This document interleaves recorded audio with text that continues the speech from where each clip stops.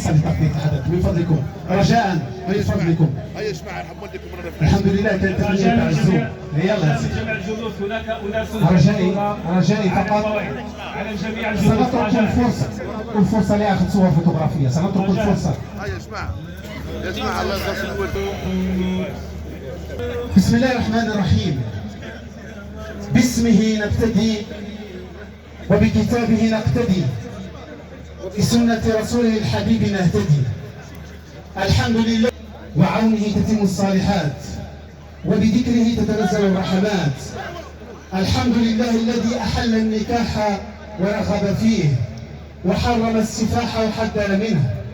اللهم صل وسلم بدر الدجى مفتاح الظلام سيد الكونين وشفيع الثقلين الحبيب المصطفى. فيا أيها المشتاقون لرؤية جماله صلوا على الحبيب المصطفى. اللهم صل عليه. نرحب بكل عبارات التقية والنقية السادة المشايخ فرسان المنابر فرسان المحاريب الأتقياء النجباء معلمي القرآن الأوفياء أولياء العرسان والعرائس الأصفياء ضيوفنا الأماجد الأكارم من مسؤولين وإطارات أصحاب الوجوه النيرة. مساءكم السعادة مساء الفرح مساء الإكثار على الصلاة على خير الأنام محمد صلى الله عليه وسلم. بتحية المحبة والأخوة وبتحية التقدير تحية أحلى من العنبر وأزكى من العود. تحية أهل الجنة السلام عليكم ورحمة الله تعالى وبركاته. من القلب إلى القلب لأصحاب الوجوه النيرة الذين شرفونا في هذه الليلة الزهراء المباركة بمناسبة العرس الجماعي. هذه الطائرة التي تحمل على متنها 38 فارسا منطلقة من مطار العزوبية إلى مطار الستر والسعادة في دفعتها 23 بقيادة طاقمها جمعية تبريد الخير. على لسانهم نقول طبتم وطاب ممشاكم وتبوأتم من الجنة إلى القلب في هذه المناسبة خير أيام الله. تحية لكل المشايخ لكل الضيوف الكرام لكل من أبى إلا أن يشارك فرحة هؤلاء الفتية الذين آمنوا بأن العمل وبأن يد الله مع الجماعة الذين لبوا نداء المجتمع وأبوا إلا أن يكونوا أصحاب الدفعة رقم 23 للعرس الجماعي بالقصر العتيق بورقلة الذي بدأت دفعته الأولى في سنة 2005. إذن نرحب بكم مرة أخرى وبرنامجنا في هذه الليلة مقتضب جدا وخير ما نبدأ به آيات بينات من الذكر الحكيم يتلوها على مسامعنا مشكورا مأجورا الدكتور الشيخ محمد صالح بوعافية فليتفضل.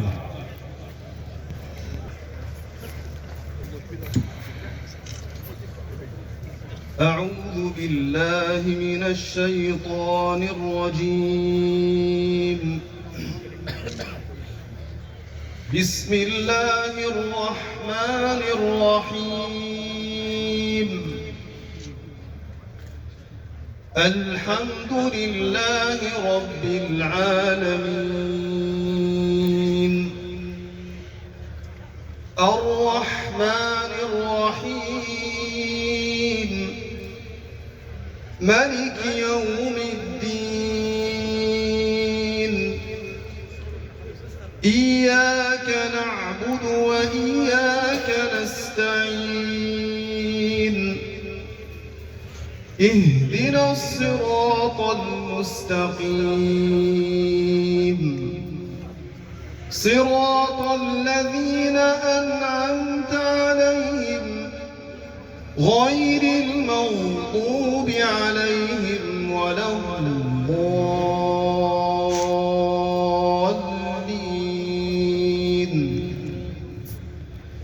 بسم الله الرحمن الرحيم.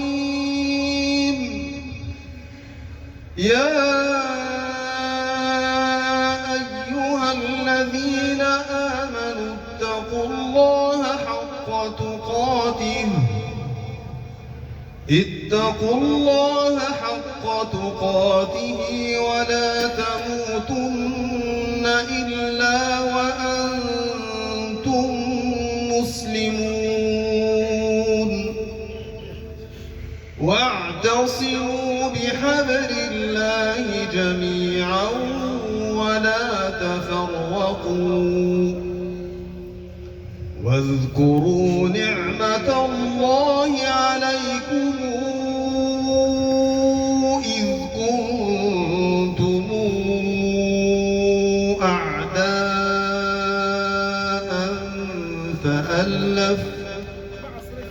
فألف بين قلوبكم فأصبحتم بنعمته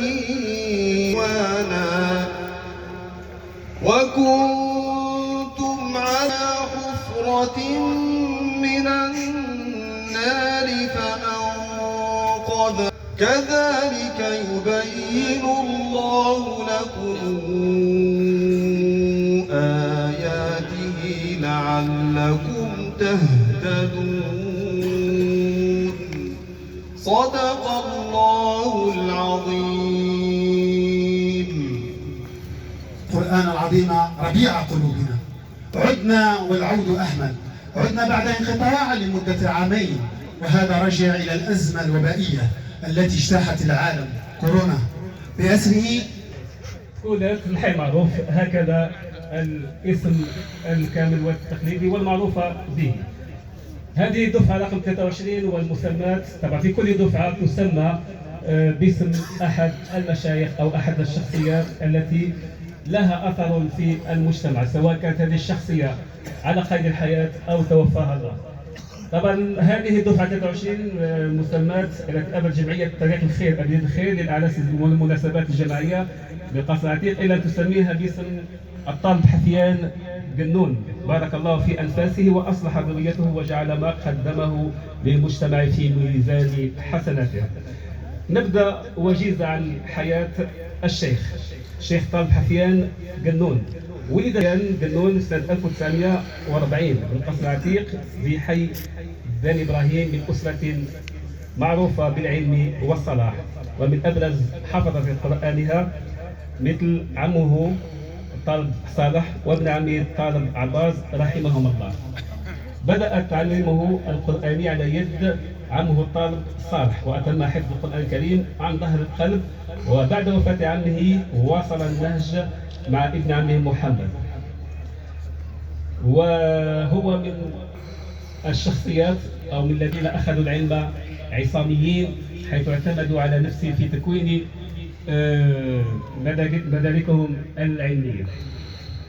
ثم التحق بحلقة من أكثر مشايخه الذين لازمهم آنذاك.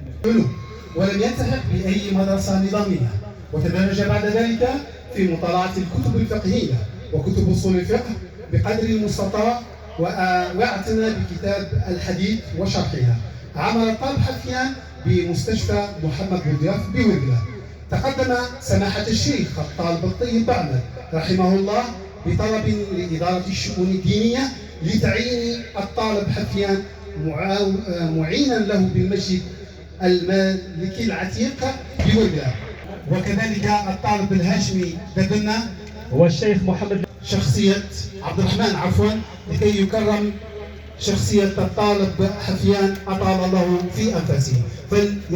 فليتفضل الجميع مشكورين على ذلك لتقديم عرفان وتقدير لهذه الشخصية البارزة العصامية. طبعا جميل هو السيد مدير الشؤون الدينية، فليتفضل الشيخ مدير الشؤون الدينية إلى المنصة لتقديم أو يقدمون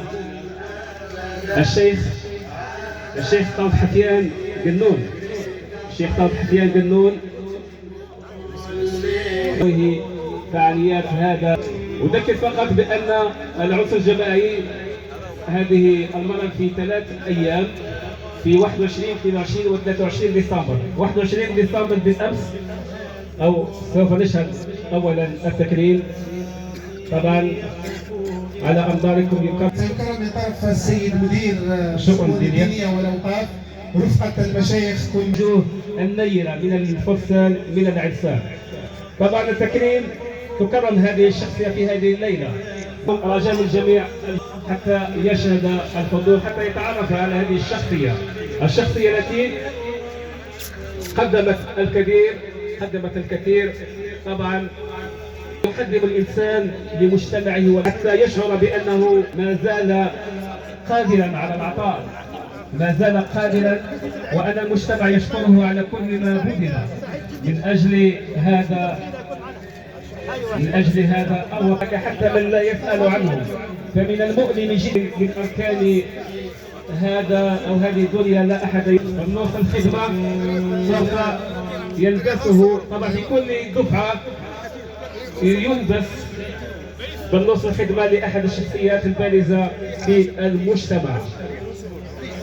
اليوم شخصية الطالب حفيان قنون، هذا العصامي الذي كون نفسه بنفسه العتيق